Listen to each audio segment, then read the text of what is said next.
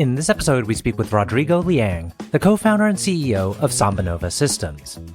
Customers turn to SambaNova to quickly deploy state-of-the-art generative AI capabilities within the enterprise.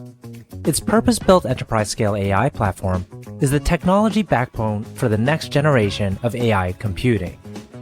Headquartered in Palo Alto, California, the company was founded in 2017 by industry luminaries and is backed by investors including SoftBank, funds and accounts managed by BlackRock, Intel Capital, Google Ventures, and other notable investors. I'm your host, RJ Lumba. We hope you enjoy the show. If you like the episode, click to follow. Rodrigo, thank you so much for taking the time to chat with us today. It's a delight to be with you. Yeah, thanks for having me, RJ. So you're in the very exciting area of AI. It is the buzzword of the year and past several years.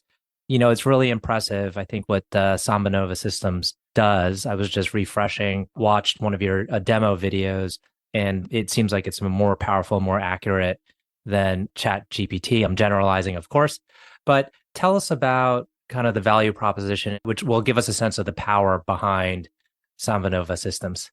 Right. So artificial intelligence is going to be a global transition for everybody. And so at SambaNova, we're very, very focused on businesses.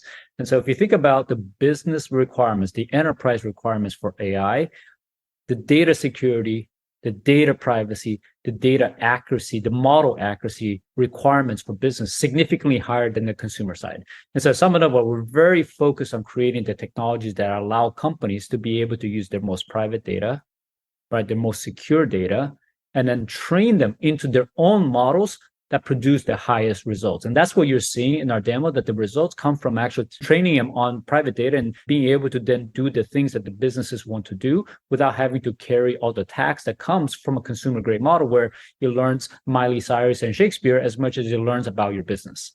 Now let's talk about the overall offering, because I believe you're a full stack solution, including hardware, which is going to be different from what most people understand about AI.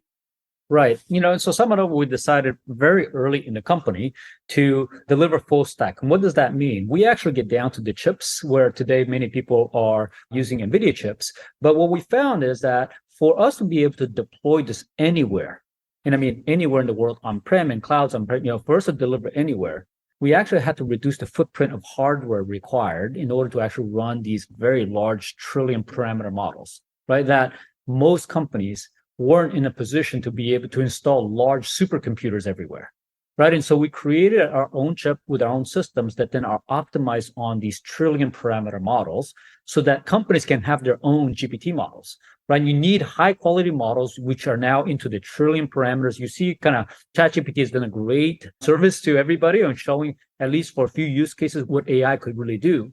But now many businesses are thinking, well, I might not be able to disclose my data to those domains. How can I have those capabilities, but in a private domain? And so because we have a full stack where we do our own chips, our own systems, our own software, and preload these models on behalf of our customers, then we can just roll in everything included into the customer secure environment and start training on the private data without having them disclose it outside their firewalls. And so many of our customers are on-prem or in their secure enclaves, and they don't have to worry about, can I release that information, or do I have to do some extra security measures in order to disclose that information? They can still get their own privately trained models. You know, you've raised over $1 billion. I'd like to actually, for the benefit of our audience, provide an illustrative example of a company using your system. Before we do that, though, I'd love to get into your background, because I think that'll help set the stage. This is a Herculean task, I feel like, what you've been able to kind of build. So if we could go back to the beginning, tell us where you started and kind of your career path. Sure. You know, I was an undergrad and graduate school student out of Stanford. And when I graduated, I went and started working at Hewlett Packard, building enterprise class processors and enterprise class chips into these large enterprise servers, these large computers. This was in the mid 90s.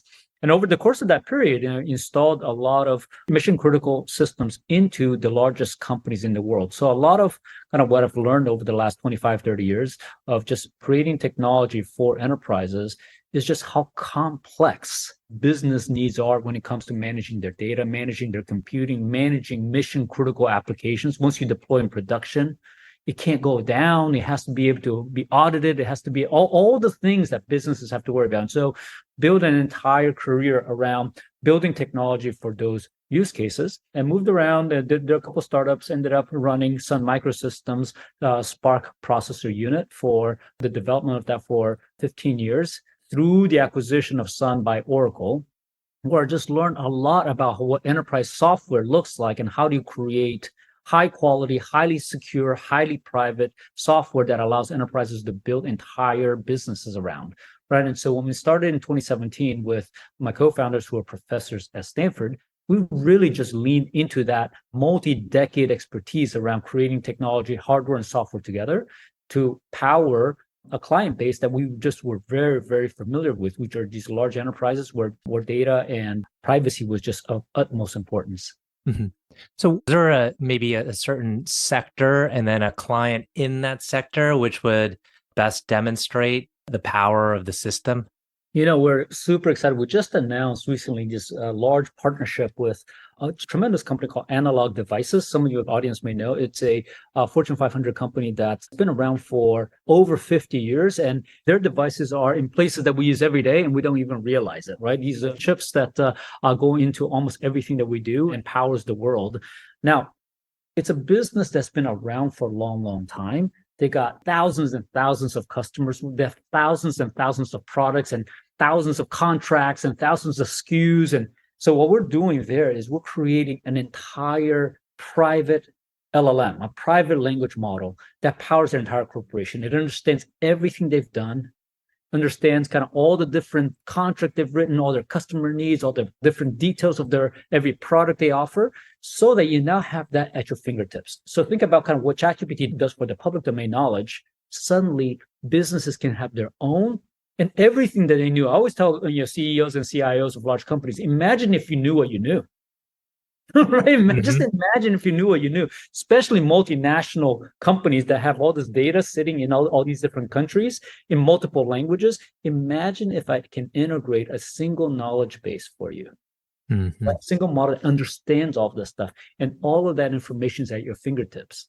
You can now serve your customers better. You can serve your employees better. You can serve your products and services better. All these things get better because all of that knowledge is integrated in a way that you can actually access very, very quickly, in a way that most of us have now already experienced in the public domain about kind of, with ChatGPT and what people can use with public information. Imagine if I do that for all your most private information.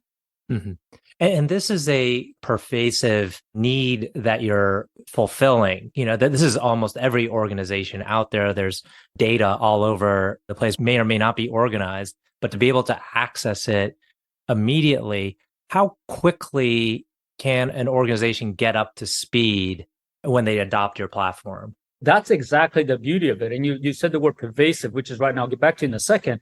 But you think about creating your own model that integrates all the knowledge that you have and allows you a platform that anybody in the company can, through some security access that your clients can control themselves, access the information that the company knows, right? To be able to do that today, if you're doing it by yourself as a DIY, do it yourself, then you're having to hire a team of 50 to 100 machine learning people if you can find them. You got to go and figure out what hardware architecture. You got to figure out what model. You've got to figure out your data sets to pre-train the models. You got to go figure out how to actually then train it correctly. What are the training recipes? And then you got to figure out how to deploy and how to inferencing.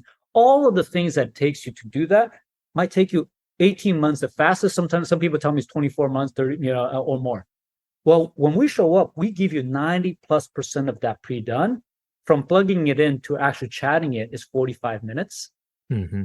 And then within the first 2 weeks, we're starting to produce checkpoints that understand a little bit of your business. And then we're reading new data every week and producing new checkpoints. And so that's how we think business can really accelerate, that you can go from what would be otherwise 18 months to 2 years to be able to start taking advantage of AI to something that you might have in your fingertips within weeks. Fantastic. I'd like to switch gears. This podcast is about entrepreneurship. So I do like to talk a little bit about insights from current entrepreneurs that are, doing things well. What was surprising to you about the entrepreneurial journey that you had not anticipated? It seems maybe you were more along the line of career path progression through corporations. Maybe that's not accurate because there's a lot of intrapreneur activities that happen. But, tell us a little bit about your journey and maybe what was surprising. Yeah, I've been at two other startups before I started this one with my co-founders, and for me, it's always been about innovation. Right? For me, it's ultimately about, can we create something new that allows us to do something that could not be done before, right? And so whether the large companies enable you to do that or a startup enables you to do that, that just depends on the timing and things like that, right? But to me, that was always the North Star. And we're in tech, and so can we go create technology that is new and allows us to do something that couldn't be done before? And so as we kind of thought about this company, we started thinking about, well, where are we today in this journey? What was very clear back in 2015, 2016 was that AI was the next wave, right? Not too different from the internet, that AI was going to be so pervasive. You use the word pervasive. It's going to touch everything that we do. It's going to be in every single day of our lives. In every function of what we do is just a matter of a journey over the next 10, 15, 20 years before everything is AI enabled, right? And so it's a pervasive nature to it. But if you look at kind of where we were back in 2014, 2015, 2016, it wasn't really accessible to a broad range of people. It was actually too hard to gain the skill sets. The companies that we are focusing on now didn't have all those people to be able to participate, and the cost was extremely high. And so we really took that approach of thinking about a technology transition that was going to be generational, but we really wanted to make it accessible to everybody. And so what would it take in order to enable that? And that was the genesis of the company. Well, you have a very kind of ambitious undertaking that you're currently pursuing. You've raised a lot of money. Now you're scaling. What would you say are key insights about scaling and doing so in a rapid fashion? I imagine culture plays a big role. What we decided to take on ultimately was driven by customers. Always feel like you have to solve the problem in the way that customers need you to solve the problem. And so if we had cut the problem in the wrong place, it would incur significant effort on our customer side to take advantage of the tech. Right. So if I had just said, we only build the chip, you build the software, that would have been too hard. Right. If we build the software, but not the models, we see this today in the world. There are not enough machine learning people that know how to train models properly. That was too hard. And so a lot of kind of what ended up becoming the complete stack that we have today, and now we're in generation 4 of the chip, and many releases of the software, was informed by our customers' asks, right? Our customers' desire to say, can you make it easier and easier and easier? And so for us to do that, it just ultimately became this kind of focus on the customer, focus on what they need. How do we make them more successful more quickly, right? And by doing that, then we started focusing on the things that really mattered, right? Where, you look at SambaNova, we're focused very much on these enterprise cases. We don't do a lot of consumer grade tasks. We're very focused on data privacy and data security versus kind of the broader data sets, right? We're very focused because in order to actually make the complete stack really valuable, we made choices on where our technology is most valuable. And ultimately, it was all about taking the customer's most private data, the most secure data, and training them a private model that they can actually use without having to disclose that. And that's ultimately a culture that we've created around being very customer focused and making sure that for the things that we're really, really good at, be really, really good at. Right. Mm-hmm. And the other things, there will be other players that will cover. I think AI is such a broad market. There'll be lots of players to cover all the other things. And do you find that you're able to hire the right people fast enough? It's always a challenge hiring, from a company like ours, a talent first type of effort, right? And again, we very much focus on innovation. And so creativity and being able to get ahead of kind of where the market is today is going to be really important. I know one of the things that we're always thinking about is, well, what are some of the insights that we got out of this? Well, innovation doesn't really happen in the present. You're trying to figure out what's coming next, right? And so when people are thinking about Gen AI and you're thinking about kind of what you use it now, we're starting to think about, well, once deployed pervasively, by pervasive AI, what happens? And so we have to get people that can think ahead, see ahead of what the needs are, because development takes time, innovation takes time. And so you want to intercept it when the world's there, right? Not after the world got there, right? You got to intercept it when the world's there. And we think that pervasive AI is the problem that we have to solve. The models individually are okay, not that interesting, and all of us are solving it, but deploying it everywhere.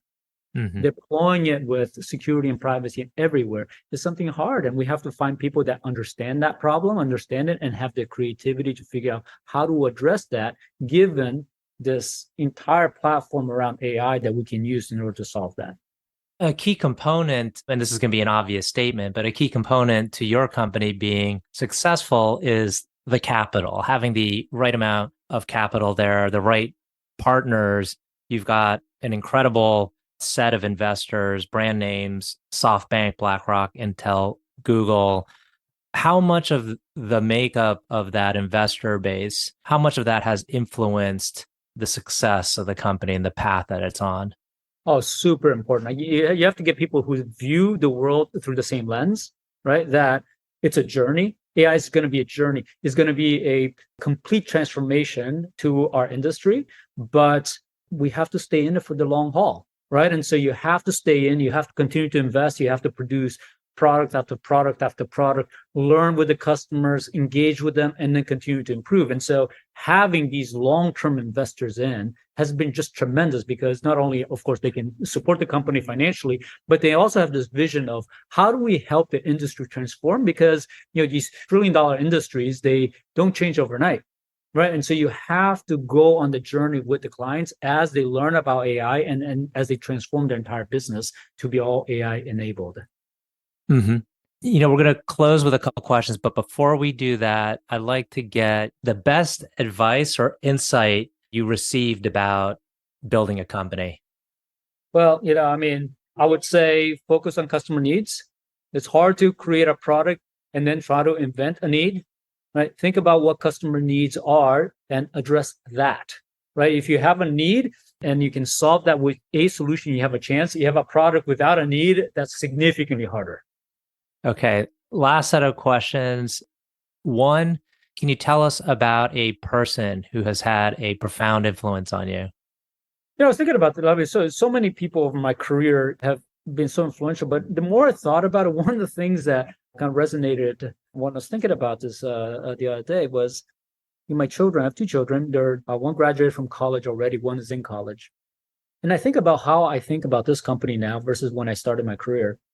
Children teach you a lot, right? And why? Because there are days where you're micro and there are days when you're macro. There are days when you're focused on short term. There's days when you're focusing on long term, right? Some days they just need you there today just to solve that one math problem with them. Some days they're worrying about kind of, well, what do I do when I grow up, right? And so that tension of being able to go macro, micro, macro, micro, and thinking short term, long term is one of those things that is absolutely critical in doing any type of entrepreneur type of work. You're in there thinking about day to day, what do I do today and how do I solve today's problems? And yet you have to have this vision of where this thing is going, right? Because you can't get lost in the day to day and then wake up and realize that you're nowhere close to where you're supposed to be, right? But that tension of being able to constantly do the short term, if you're too strategic all the time and you're not worried about the short term, that doesn't work either because you're an entrepreneur. And so I saw a lot of parallels around like, well, what about that? And my two children have just taught me a lot about how to actually, keep those in balance and be able to continuously do those things so that, over time you're in the right place. That's a great insight. Okay, last question. Can you tell us about a charity, cause, or other endeavor that you're passionate about? I grew up in Brazil, where, again, I was fortunate enough to have great education, but not everybody does. And you see that across the world where education is so important and yet access to it is not very easy to get. And so for me, education is so important. I've always been very supportive, both with my time and financial when I can, to support those. Been on a number of education institutions where as part of the board to really help figure out how to actually continue to help the next generation, right? I mean, we're all here for a period of our productive lives in our career, and we kind of have to invest in the next generation. And so, we love to continue to be more active in that, and really kind of bringing a little bit more parity across the world on how to kind of make education more accessible to everybody. Excellent. Well, that's a nice note to end on. Rodrigo, I want to thank you again for taking the time. This has been a wonderful conversation. Great. Thanks for having me, RJ.